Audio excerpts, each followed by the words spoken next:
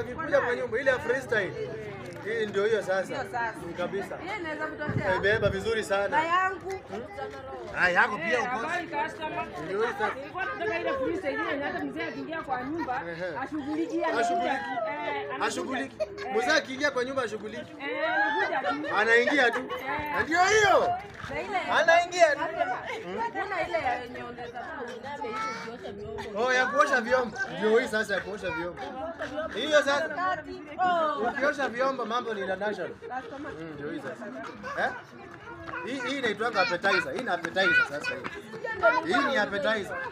Hii hata mpango wa kanda afiki, wewe ndio kusema. Tena uko na appetizer. So moja. Kasema ni sasa koti ya mzee anavaa vibuya tena kazi. Koti ya mzee. Asipigwe na baridi. Asipigwe na baridi. Koti ya mzee ndio hii, kamata mama. Ni pesa ngapi? Chukua yako. Beba na 100. Beba na 100. Beba na 100.